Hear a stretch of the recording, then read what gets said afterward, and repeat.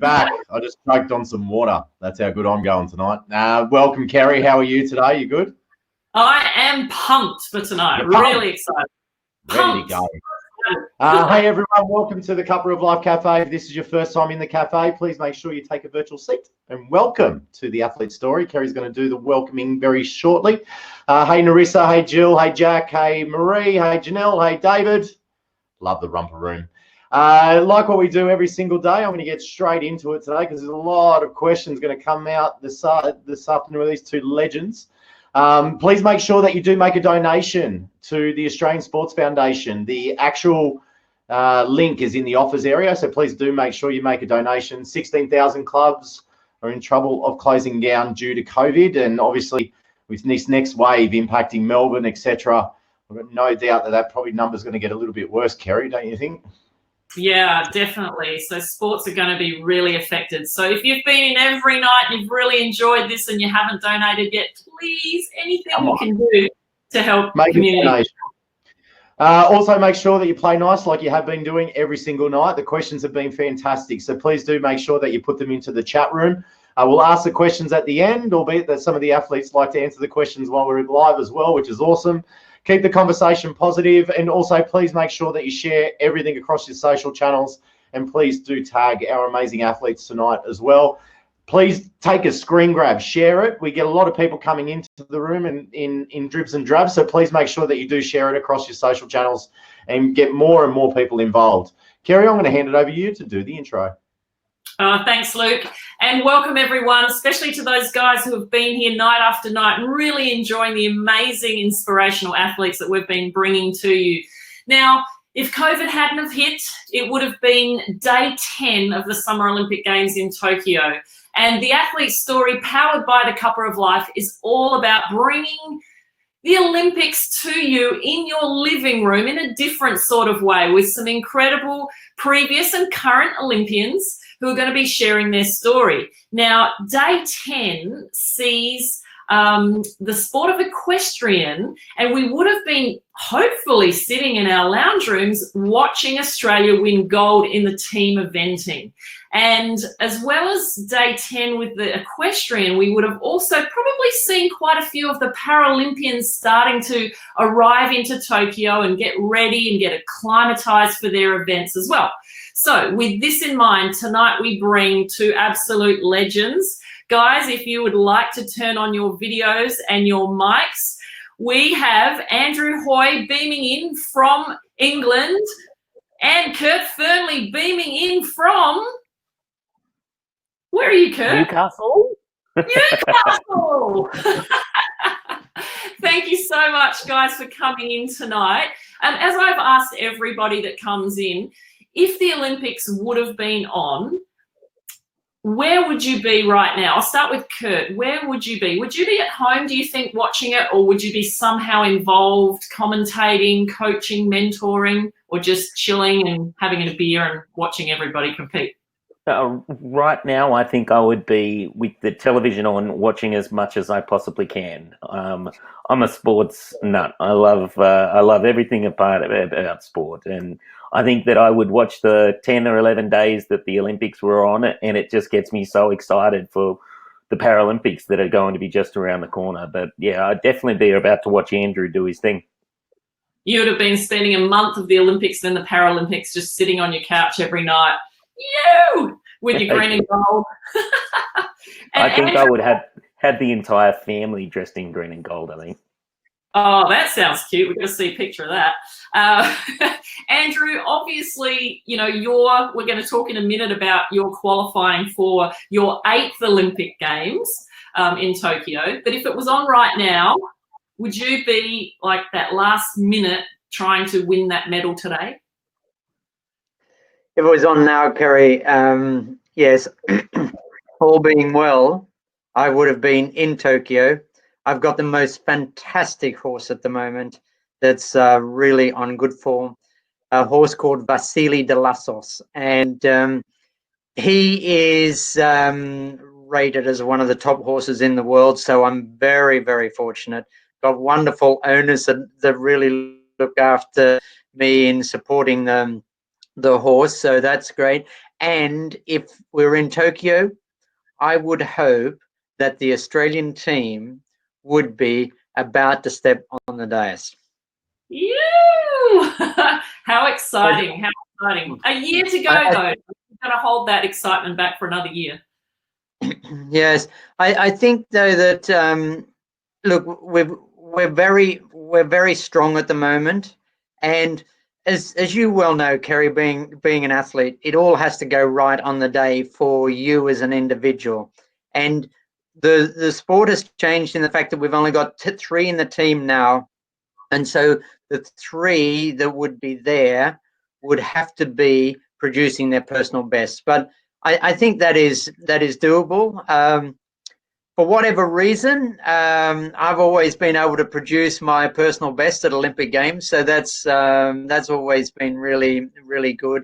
And so I would hope that we were going to be very strong. And look, it is just, there is no, from an athlete's perspective, there is no greater event than the Olympic Games. And I think why I say that is that it's on just the biggest sporting platform in the world. You can carry a gold medal down the street and show it to someone, and they say, when they look at it, wow, can I hold it? And so you give it to them to hold, and they say, oh, this is so heavy. And then they say, oh, you must have been fantastic on the day, like really well done. What sport do you play? And that's the significance about the Olympic Games, that it's just very special in that respect. Whereas I can win any other event around the world and quite often have to explain it. Now, Kurt, are you having trouble with your camera? I am. It's blacking out. So okay. Maybe just log out and come back and join us in a second. Yeah, cool. Sorry about that. We sometimes have a few gremlins with the internet. It's difficult in the evening. So many people using the internet in different areas. So, Andrew, I was going to start with you anyway. You're the only Australian and one of only 30 athletes, I believe, in history that have competed in 7 Olympics. 40 years. 40 years. Can't even imagine that, of international competition. Barcelona gold, Atlanta gold, Sydney gold. The list of medals just goes on and on. The list of accolades goes on and on. What I really want to know is, growing up in the country, I read today that you started on a borrowed horse at the age of 7. That's right. I borrowed a pony from my uncle, and the pony was a chestnut Shetland pony. And if any child is getting a chestnut Shetland pony or a Shetland pony, and you can get that pony from point A to point B on the line that you want to ride and the speed that you want to ride, then you will be an Olympic athlete, guaranteed. Now, for those of us who don't know a lot about equestrian, and that's certainly me, can you explain to us the different disciplines within the event at the Olympic Games? Yes, it's we've got 3 disciplines. What's come on the screen now is the show jumping phase, and that horse is Vasily Delassos, and that is my most likely chance of getting to Tokyo with that horse, albeit that I have 4 horses that I want to qualify and put forward for selection. But the show jumping phase is the final phase of our competition. We start with the dressage phase. The dressage phase is very much, we ride in an arena that is 60 meters by 20 meters. It's a test that is only going to take, they've shortened the test, it's only going to take 3 minutes and 50 seconds. And so that's a much shortened version from what we used to ride, which was a 7-minute test, where we do walk, trot, and canter in that test on particular movements at particular markers. There are 3 judges involved for the final score to come out. Then the score after the dressage, you take that forward to the cross-country phase. The cross-country phase is a phase that's going to run for about 8 minutes in Tokyo. Normally it's around 10 to 11 minutes, but they've shortened it because of the heat and humidity in Tokyo.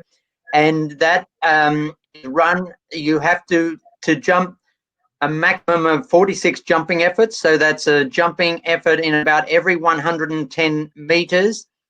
And the speed that you have to average so that you do not incur any time penalties is 570 meters per minute.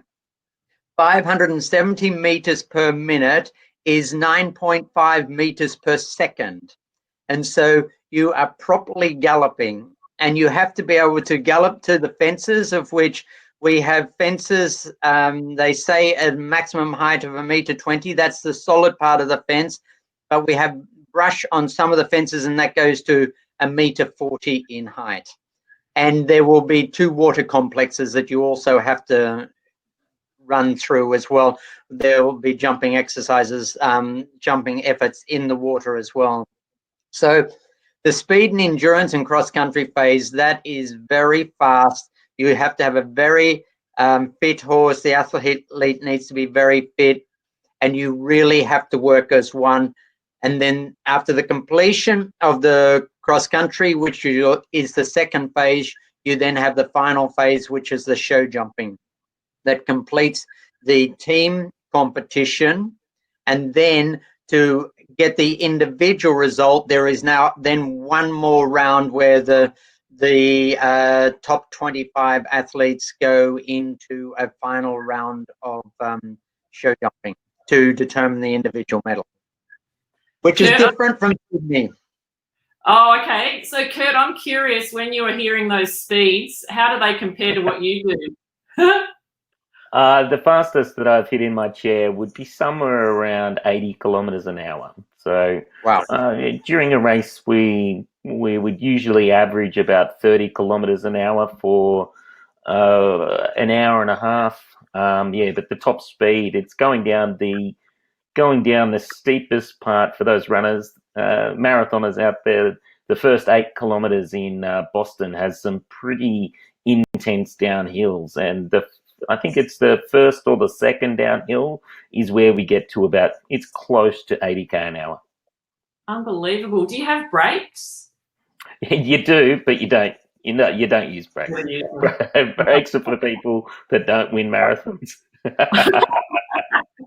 Well, Kurt, you're one of Australia's most accomplished and well-loved and looked up to, admired, I guess, Paralympians, 5 Paralympic Games from 2000 to 2016. You won a staggering 13 medals, including 3 gold medals in wheelchair racing. Your events saw you compete in marathons, 4x100s, 800 meters, 1500 meters, and 5,000 meter events. You've also won 4 world championships, 2 Commonwealth Games gold medals. Again, like Andrew, the list just goes on and on and on. You're so embarrassed you've lost your camera again. I can hear you though. That's what's killing me. Oh, no.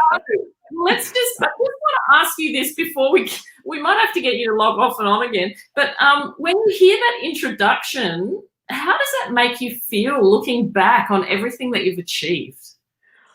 Look, I honestly, I don't know. It happened over 25 years, and it was just such a kind of natural progression. And when you're in the middle of it, you're just always thinking about that next one. And, you get 1 games down and you think, all right, well, I need improvement over the next 4 years. And, because I just loved it. I loved what I got to do. I loved racing wheelchairs. I loved the community that I was in, that you kind of just stop 20 years later and you realize that it's been a hell of a journey. But I don't ever really think about it too much on a day-to-day. Hey, you're back! And I don't think about it really all that much on a day-to-day basis. You just, when it was going through, when you were there, you were just focusing on, what do I have to do for the next race? What can I take out of the race that I did, and how can I improve to get to the next one? And there were some great moments, some little things that you would learn along the way. Like I would never, towards the end of my career, I would never go to the race alone. I just never found joy in a win unless I was able to share it with a friend, a family member, and trying to take time to make sure that I did just enjoy every trip. And I did kind of really invest in those connections in my, that friendship group that the sport gave me as well. Yeah, we've heard that from so many athletes, and I obviously concur with that it's the community that keeps you involved in sport and keeps you striving for the top. And I mean, look at this, everybody who's pulled together to do this series with us, it is a community. Once you're an Olympian, a Paralympian, a world champion, just Australian sport, we all come together, and it's so supportive and so great. But it's good to hear that you're always taking, or you always did take towards the end as well, people with you to enjoy that. Now, we're going to talk about the Paralympics and some of those achievements in a sec, but I do want to talk about the other massive achievement. You probably know what I'm going to talk about, is the Kokoda Trail. 96 kilometres of crawling, a pretty incredible track. During the day, the heat must have been incredible, nighttime freezing temperatures. Out of all the Paralympics, and you also were in some of the demonstration events in the Olympics that you trained for, was this the hardest 11 or so days of your life? This was brutal. I don't really know how to describe it as anything but that. I would start crawling at my race weight. It was 7 days after I finished the New York Marathon. I was 54 kilos. I finished 11 days later at 46. I crawled across there with my brothers and cousins. We got together as a group, as a family member, as a family unit after the loss of one of our family, and we decided to reconnect and make sure that we all did something together to remind ourselves that we're all there for each other. Kokoda got mentioned. It took me 2 years to get ready to crawl it. I would crawl after my training each day. I would crawl, either flights of stairs where I would do. I got towards the end, I was able to do 126 flights of stairs. Up and down would count as one in under an hour. I would go to the national park just south of Newcastle, Glenrock Reserve, for those Novocastrians out there, and I would push to the start of the park, turn my wheelchair over, and I would crawl for like an hour and a half to 2 hours in one direction, and it'd take me about 3 hours to get home. On your own, or were you doing that with somebody else? No, that was on my own. Yeah, that was just. You would just disappear. I was motivated because I knew that it was really it was such an out there thing to try and do that I guess fear was the biggest motivator, knowing that I was going to be in a jungle, knowing that it was, between 8 and 10 kilometers each day that I would need to cover. So I just had 18 months where I just worked and just buried myself, and when I got over there, it was hands down the hardest thing. I own a farm now. I've got 250 acres, and I crawl for about 20 minutes on the farm if there's a place that I can't get into, and I just shake my head the whole time and just think, how did I do that? It was a risk. It was brutal, but it was incredible. Yeah, it sounds out of this world, really, for every normal person. You're just a superhuman. Did you ever? I know we've lost your camera again. We'll just keep going. Did you ever? Did you ever feel like giving up? Like, were there nights that you laid awake, like on the trail, that you went, "Well, I just don't think I'm going to be able to continue tomorrow"?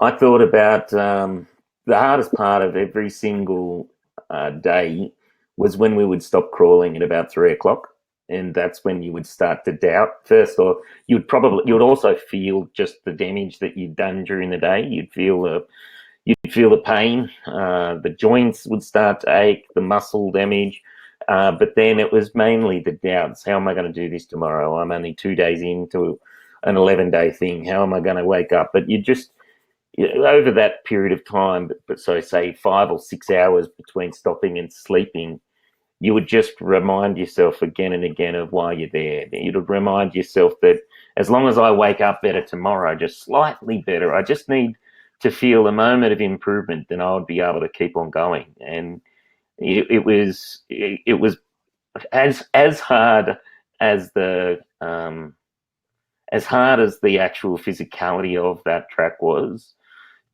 preparing yourself every night or every day to do it again the following day was, that was a real challenge. Yeah, and I guess after doing something like that, I doubt whether you ever feel now that you can't do anything. I mean, you must just feel almost like, hey, yeah, I can do that. Especially if someone says, well, maybe I'm not sure. You're like, yep, I can. Is that the type of thing that you've learned from that? Well, now that I'm a dad of 2 kids, I'm probably less risk averse, or more risk averse. I'm not. I know that I want to be around for them with shoulders that can take me around, and I'm a little more cautious about finding myself in a foot of mud, in a jungle somewhere. But I know that I know that if there's something out there, there are ways to get there. And Kokoda took 1.5 years of just trying to break down and figure out every vulnerability that I could potentially have, and then put measures in play to adjust for that. So I know that no matter what tasks come through, that it's just a matter of finding the process that gets me there. And that's just means it's a matter of time. The only things that really make me feel like are going to stop me will be a policy or a law or something that is put into play that governs people with disabilities, that restricts our entry, restricts our movement, restricts our travel. They're probably the only things in life that really get me to the point that I don't know how to get the win there. I don't know how to push through those ones. Yeah, well, with everything that's going on in the world right now, I'm sure some of those words would help inspire. There's lots of people in Melbourne right now, not really looking forward to the next few weeks, going to go through some harsh times. So if they can draw just on a little bit of what you went through, then that will help them. Andrew, you first competed for Australia at the age of 19. And that was in 1978 World Champs. And then you ended up staying in Europe for a couple of years after that. And what were you doing, backpacking? Or I heard something about you were hanging out with royalty? It's an extraordinary story, and it really is fate that with going to the World Championships in 78, I wanted to take my horse back to Australia, a horse called Davy. And with doing that, I needed to go to the United Kingdom for him to go through quarantine to go back to Australia. And through a friend, I so happened to end up at Gatcombe Park, which is the home of Princess Anne and then Mark Phillips at the time. So what was to be a 6-week period for me to stay while my horse went through quarantine, I didn't put my horse in quarantine and ended up staying 2 years. And it was through that period of time I rode in some competitions in the United Kingdom. I did a lot of training with Mark Phillips and Princess Anne because they were very active with their riding career at the time. I then was selected for Moscow to go to Moscow, but because of the boycott that the Australian equestrian team decided to follow of not going to Moscow, we went to the Alternative Olympics, which were in Fontainebleau in France. And it was following those Alternative Olympics that I then went back to Australia with my horse, then came back to the United Kingdom 2 years later to ride at World Championships, which were in Germany, and I did a 2 months training in the United Kingdom beforehand, and it just evolved like that. And it wasn't until after the success that the Australian team had in Barcelona in '92 that I then decided to do the horses full time, because prior to that I was farming in southern New South Wales, a little place called Culcairn. Where common, you two. You've got something in common. Yes.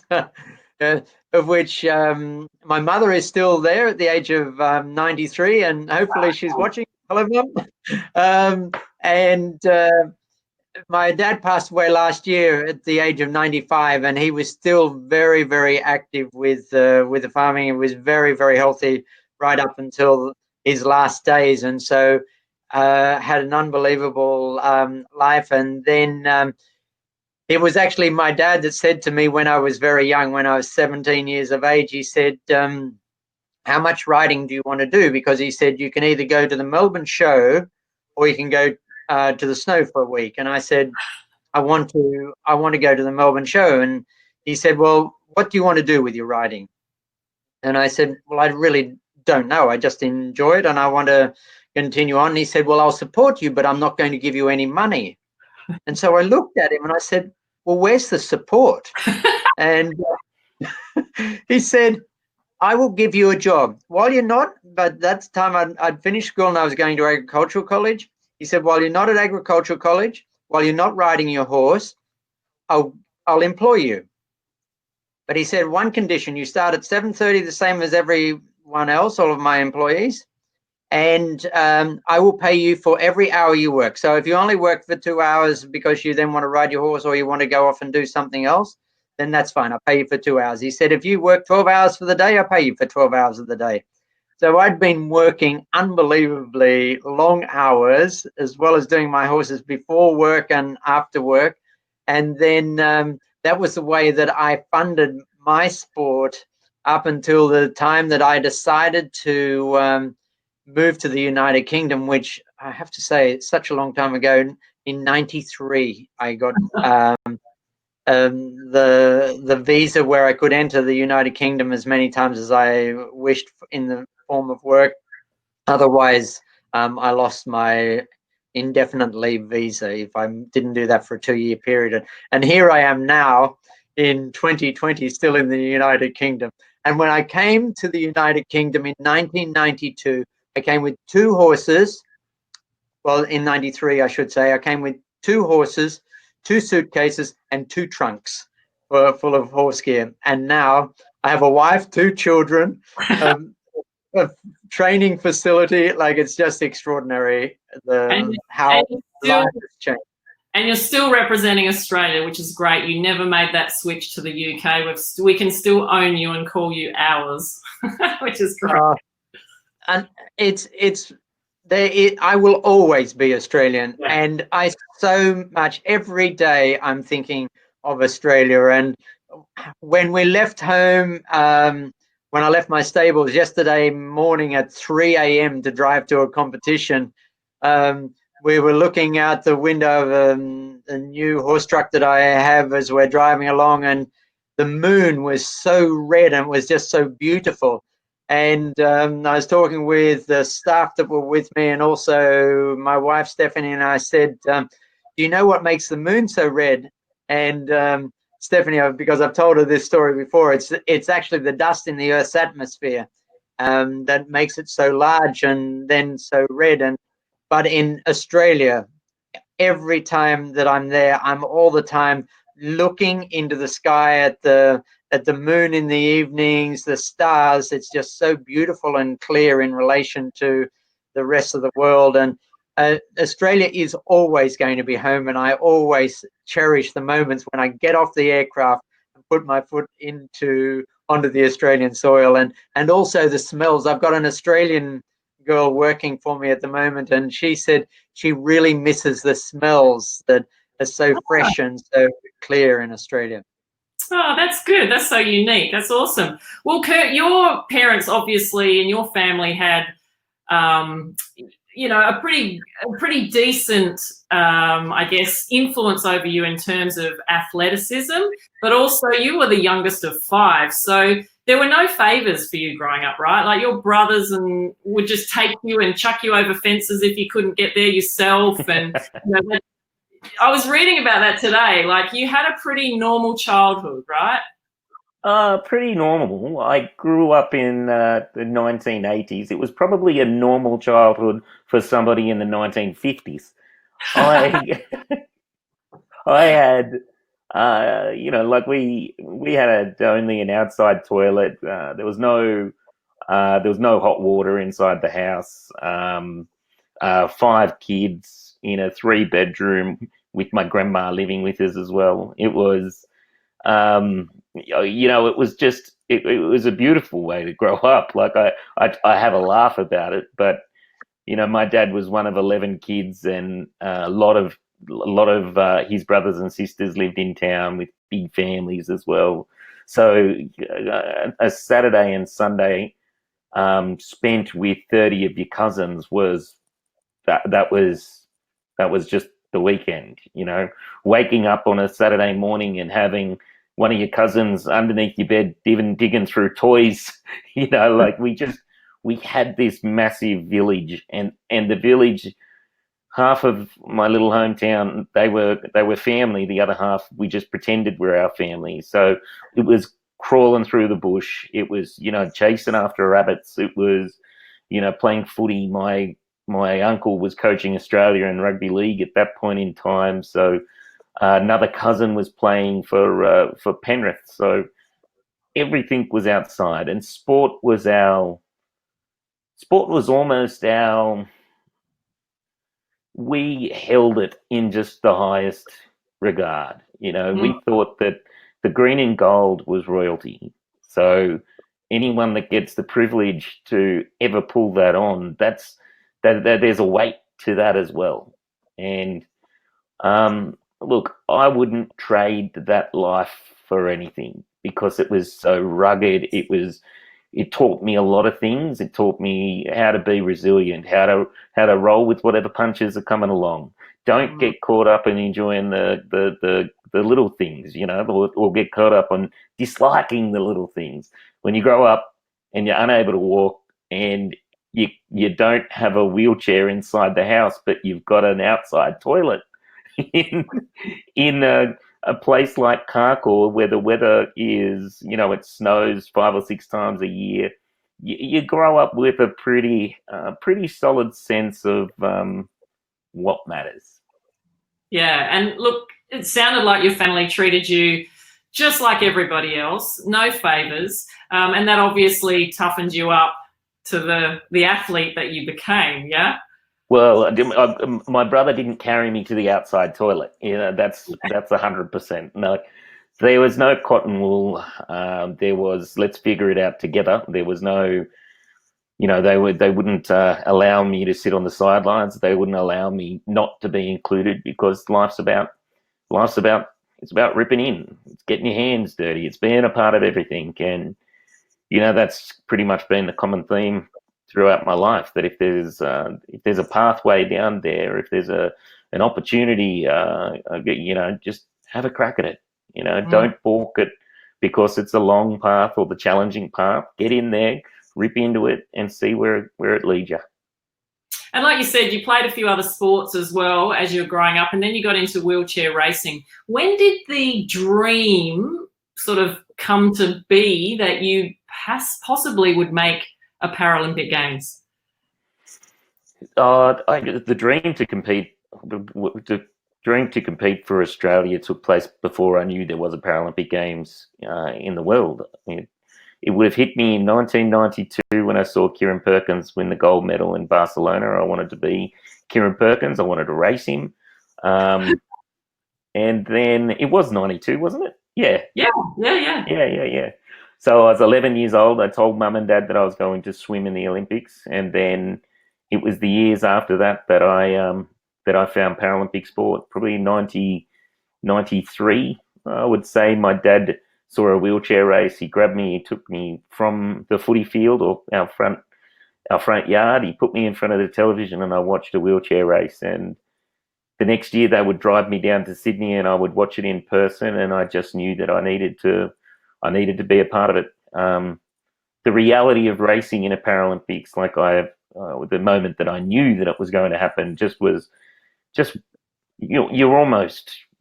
you kind of believe that you can get there, but you don't believe it's going to become a reality until you get that uniform for the first time and you've qualified, and you actually know that next week you go out to race for Australia. And it's they're one of those. There's moments, I guess, that are just pivotal or heavy moments that shift the way you think. And the moment that I first got my Australian uniform, it's just one of the most memorable moments of my life.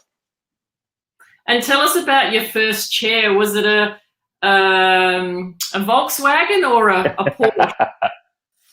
It was, look, the first chair, my town, again, we weren't the most financial family at the period of time. So my family had found wheelchair racing, but then realized that a wheelchair would be $5,000. So, Wow.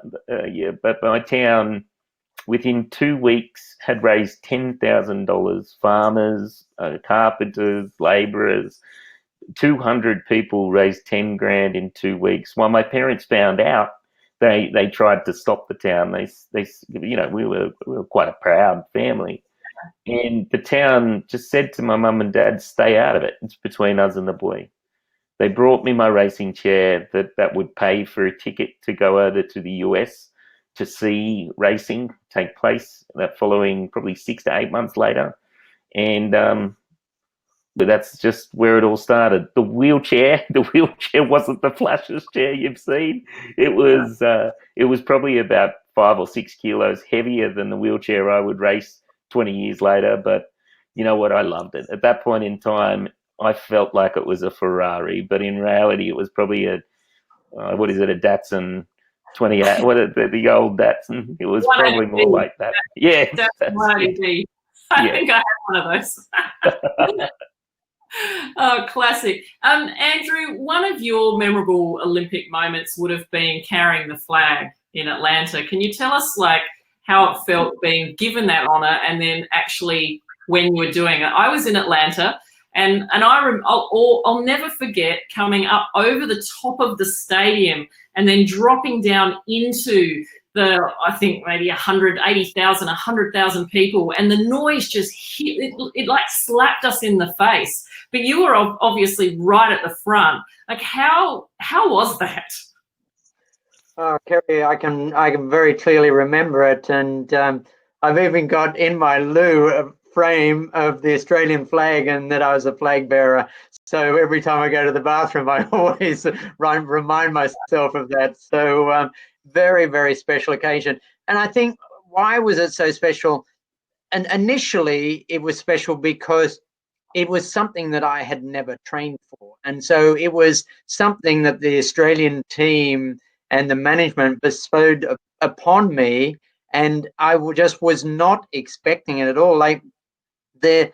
Some journalists said to me in an interview just before the Olympics, they said, Andrew, you're the favorite to be the flag bearer.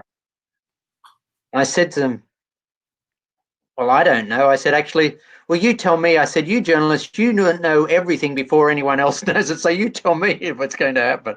And so I got that little bit of an idea, but I thought, well, look, I'll just wait for it to happen because I can't change it. And then when it was announced to me, I was in awe of the fact that they felt that I was worthy of that position. And I can remember these were the days of telegrams. And so I got a telegram from the Prime Minister, John Howard at the time, saying, Andrew, congratulations, a wonderful honor to be representing the country at, first of all, the Olympics, but then secondly, to be the flag bearer. And the whole country is going to be behind you. And I'm thinking, well, I'm going to be really in trouble if they're in front of me. But it was, Kerri, as you say, walking over the hill and walking down into the stadium. It is something that you have to experience. You can't explain the feeling. And for every person, there's a different feeling. They take it emotionally very, very differently. And it was, you never really expect the roar of the crowd and the excitement of people, and that when they see a country come in and they see the flag, and I feel that you sometimes never really appreciate these things as much until you actually leave the event or leave a venue and you go out into the public, and then the public speak to you and say, oh, it was fantastic what you did, or we watched you with so much pride, and we as athletes, the ones here this evening, we as athletes, there is so much pride. And Kurt, listening to you as to what you say about the things that drive you, and it's always about finding solutions. It's not about finding the problem and discussing the problem. It's about finding the solution and how to work through it. And I think that's something that all athletes and all leaders have in common, because we all suffer exactly the same difficulties as everyone. But I think that the thing that makes the business person very successful, or the athlete very successful, is the fact that they're always looking for solutions. And you only have to find one solution. You don't have to find 10. It's just one. And then just implementing it, putting good people around you, and just making it happen. Yeah, Can I ask Andrew a quick question? Being somebody who has played such a pivotal role in Australian sports, so many stories, 8 games, how are you going to solve the problem of potentially a child brought up in the UK not going for Australia? Both children have got Australian passports. Oh, yes. So they're both like, this is something that Stephanie and I really wanted to do for our children. Steffi's German, so that's my wife, and we wanted the children to have Australian passports. Every time we go to Australia, we take them to Australia.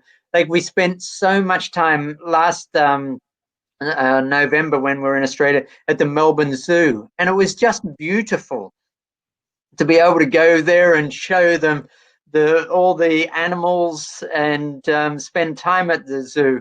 And I have so many kangaroos, koala bears in this house. That's extraordinary. So you need a couple of real ones over there, Andrew. Get some in the backyard jumping around. Well, Stephanie's listening to this, and she wants a wallaby, because I know a friend of mine who has a wallaby. So we will end up with a zoo here. Well, you do have a very Australian, chant named after you. Aussie, Aussie, Aussie, hoy, hoy, hoy. Yes. I know. Like, Sydney, that was pretty cool. That was just very special. And here on the screen is us in Sydney at the Olympics. And look, to have that, like, look, you can.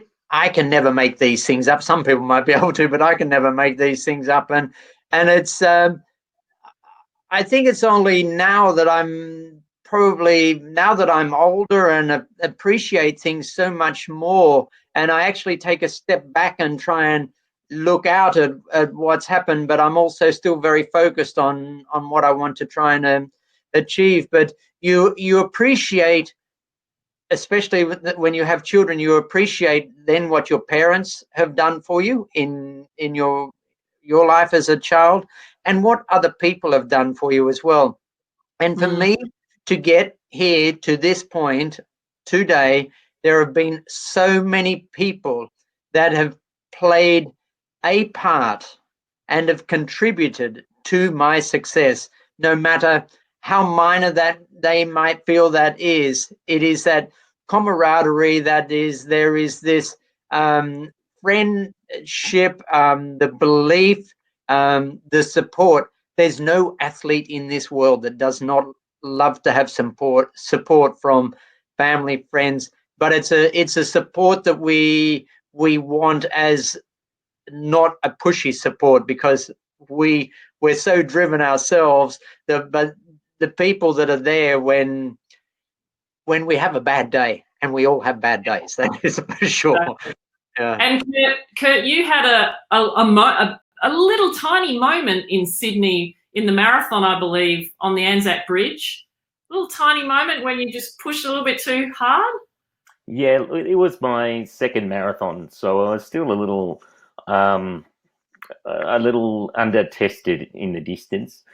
I was 17, 18, or 18, and I was just excited to be racing with the I was excited just to be racing with the guys, and I'd got a silver medal in the 800 meters a few nights before, and I only did the marathon because it was at the end of the competition, and I had qualified just 6 months earlier on my first run. And the climbing up Anzac Bridge happened about 25 kilometers into the race. I was with two of the legends of the sport, Krieger Chabot and Ernst van Dijk, and I started to climb up the hill, and then everything just stopped. And I remember kind of just waking up on that hill. Everything just, the pain was quite high for a long period of time, and my body just shut down. And when I come to, or when I realized where I was holding my chair still so it wouldn't roll back down the hill, but I was at a dead stop. And I went from fourth place at 25K, and I finished about 38th place by the time I got to that finish line. But it was a really valuable lesson. It was about making sure that when you do that marathon, you're racing for 42 kilometers. You're not racing to be first or second or third at halfway. You're in there for the entire distance, and also race your own race. With that race, I was racing everyone around me race, and it just played into their hands. And also, I was just so young. You need to just build up to marathons over an extended period of time. And any sort of endurance sport, it takes years, not weeks, not months. It takes years to really put yourself in a position where you can go that far into physical debt and make that finish line.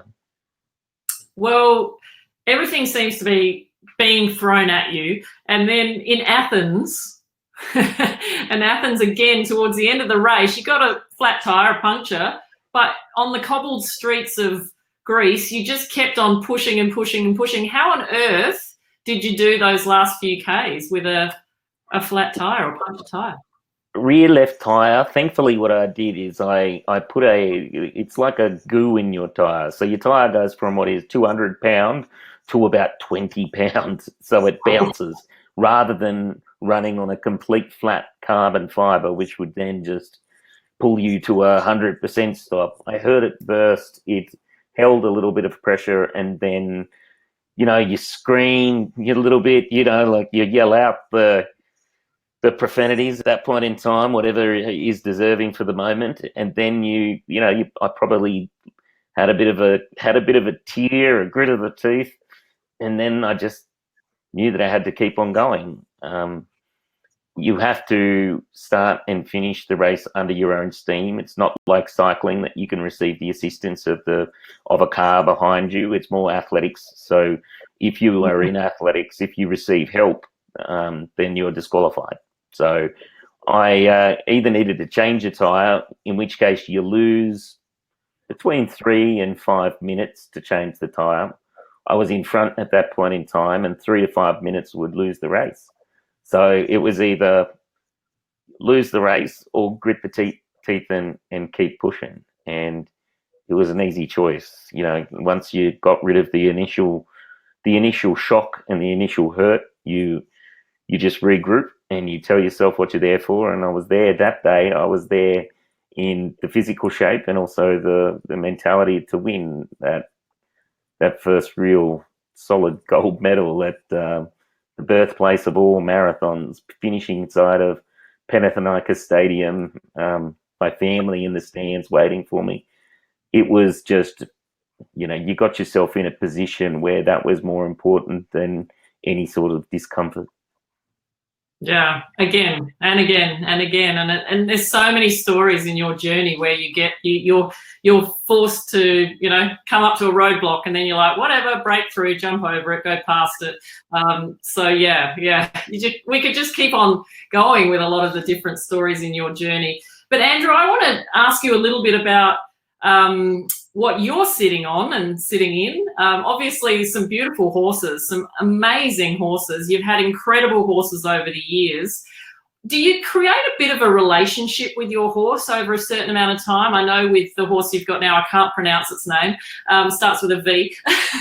Do you kind of, is it like having a child almost? And then how do you go to the next horse? Is it like a relationship breakup? I mean, it must be quite emotional at times. Yes, well, having horses, I've had horses since I was the age of 6, 7, and since having a child, the child's only 3 years old, my oldest child. So the comparison is very special in the fact of with a horse, for the like Vasily, he's weighing 556 kilos. So there's no person physically strong enough to make an animal do anything. Or you even see this with the Jack Russell. When the Jack Russell runs off, they don't come back because the owner doesn't have a proper relationship. They have a love for the animal. And it's more than a love. You have to have an understanding of the way the horses think. Now, that doesn't mean that I have to behave like a horse, but I have to understand what the horse finds difficult, what the horse finds easy, and then work within the abilities of the horse. So and also the horse's mentality is really important. That I work very well with Vasily's mentality, but there's one word that I use to describe it, and that's when I'm sitting on a horse and I'm riding, I want there to be harmony. And so harmony is the word, and it's the same as you watch any top athlete and what they're doing.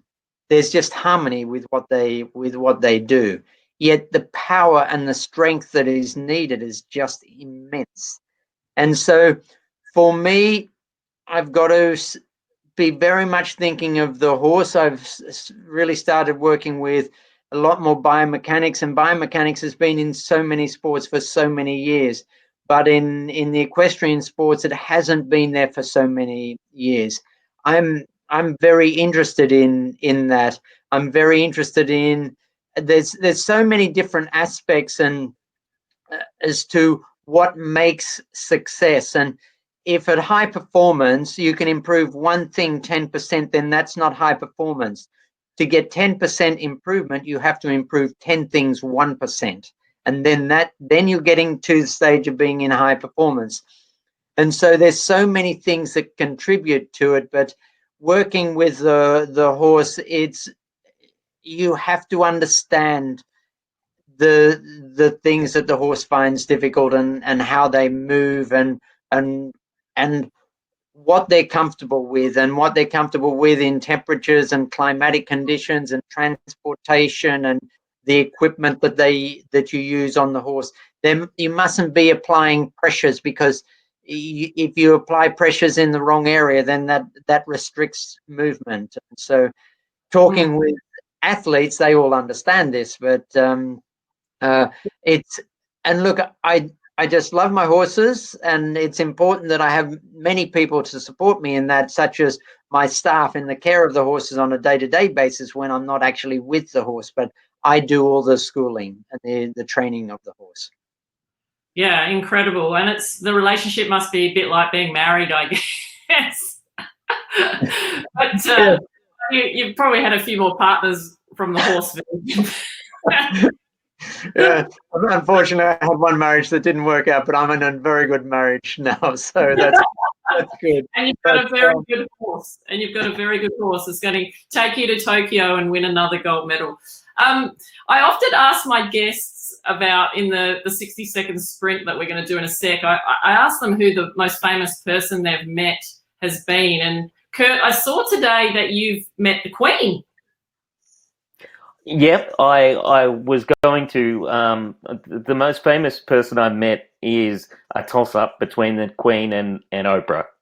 So I'm not sure who's more famous. What did she say to you when she met you? Do you remember? What did she say? Yeah. I was with Bart Cummings, and Bart Cummings says whenever anyone asks you what you had a conversation with the Queen was, the great man would then say, just look and say, tell them to have their own bloody conversation with the Queen. So secret. Yeah, you know what, I was able to meet her a few times because of the Commonwealth Games. I would carry the carry the Queen's Baton, which is the Commonwealth Games equivalent of the torch, down into the palace to present Her Majesty with it. And also when she would tour Australia back there with my wife Sheridan, we would have dinner with her as well. And just look, each time that I've met her, she's just been extremely lovely. I have kept the conversations more or less to myself. What Bart Cummings says, I do. That's just. And Andrew, when thinking of it, being in the UK for so long and at the top of your game, like, have you met the Queen? Yes, I have. Like Kurt, it's a privilege to meet a person who the whole world knows. She is just the most beautiful lady. She's just so highly respected by everyone around the world for the role that she plays. I rode a horse that belonged to the Queen, a horse called Columbus that Mark Phillips. First of all, Princess Anne rode it, and then Mark Phillips rode the horse, and that was a very, very special horse. And like, Her Majesty is just a very special lady, and it was a privilege for me. So I'm the same as Kurt. This would be the most famous person that I've met. Oh, lovely. Now, guys, we're really pushing for time here, but we're going to do a 60-second sprint, and that's where I just fire at one of you at a time, questions at you, and you just got to come up with the answer, just one word or a sentence or something like that. So who would like to go first? Kurt, you can. Okay. All right, 60 seconds on the clock for you, Kurt. Okay, here we go. Music or talking to your fellow competitors when you're in preparation just before your race? Depends on who I'm competing. If I know that me talking to them will put them off, then I'll talk to them. If I know that me ignoring them, then I put the music on. So I complete the sport as a whole. I'll not only prepare myself, I'll also look at who I'm against. Love it. Do you use positive self-talk throughout the race? Yes. Constantly. I use it before, in training, throughout the week, and throughout the race.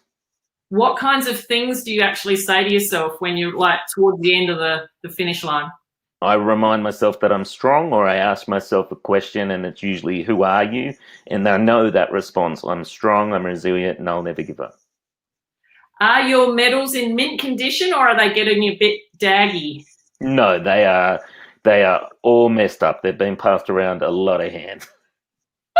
Amazing. Do you play any sport or do anything anymore? I run every day, or I lift weights. I try and get an hour every day of physical activity. I feel like I'm a better dad, a better brother, a better husband. I'm more productive if I move. And one last one. Have you ever asked anyone else for their autograph? Yes, I have. I have Kieran Perkins' autograph, and as a kid, and I've also got. I've got. I think I've even got Ian Thorpe's. I think I grabbed him sometime around 2000 and got him to sign a Nemo doll. Yeah.